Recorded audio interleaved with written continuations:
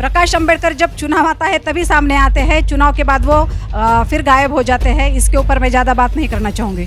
UP में मायावती जी और BJP कोई दूसरे दो अलग अलग नहीं है, वो एक ही है। हाथी नहीं गणेश है, ब्रह्मा विष्णु महेश है, ऐसा बहन जी का अभी वृद्ध वाक्य हो गया है। साथियों जय भीम, मैं हूं मनोज अंतानी और आप देख रहे हैं तमाम बहुजन मीडिया। मेरे साथ एडवोकेट प्रणाली हैं, मुंबई से आई हैं, प्रैक्टिस करती हैं, जानते हैं संविधान परिषद दिल्ली में आयोजित किया गया है, क्यों इसकी जरूरत पड़ रही है, संविधान को किससे खतरा है। स्वागत है मैडम आपका। Thank you. मैं एडवोकेट प्रणाली वडगांवकर मुंबई से। आज सर ने जो संविधान परिषद यहाँ दिल्ली में लगाई है वो बहुत ही महत्वपूर्ण है, क्योंकि आज अगर हम देखते हैं तो मोदी सरकार जो ये आरएसएस की सरकार है, इन्होंने संविधान लगभग ख़त्म ही कर दिया है।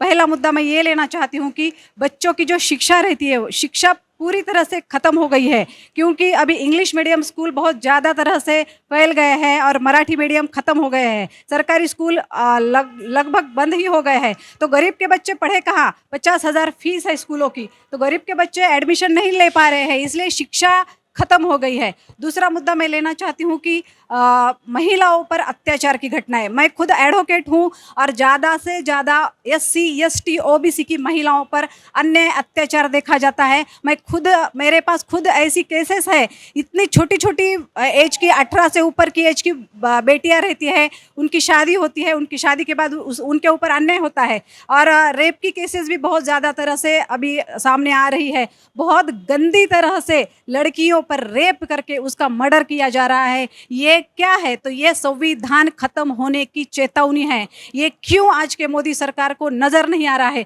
क्यों मोदी सरकार इस पे आवाज नहीं उठा रही है? क्यों मोदी सरकार मुंह बंद करके बैठी है? क्यों नहीं दिख रहा है मोदी सरकार को? रोज एक बेटी को मारा जा रहा है। श्रद्धा मर्डर की केस देखो कितनी बुरी तरह से। साकिनाका में हमारे एक मंगला करके उनका एक मर्डर हुआ था। छोटे छोटे टुकड़े करके उसको कुकर में पकाया गया, कुकर में पका के उसको मिक्सर में पीसा गया और फिर कुत्तों को खिलाया गया। ये है मोदी सरकार। अरे आपको शर्म आनी चाहिए।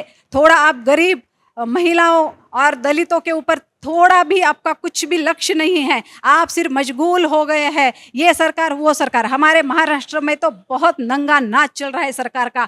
ये सरकार गिर गई, वो आ गई, उनका ये आ गया, उनका वो हो गया। ये क्या चल रहा है? जनता के ऊपर किसी का भी लक्ष्य नहीं है। जनता इधर उधर बिखर गई है, जनता के बुरे हाल है। ऐसे में बहुजन समाज के बुद्धिजीवी वर्ग का क्या रोल है?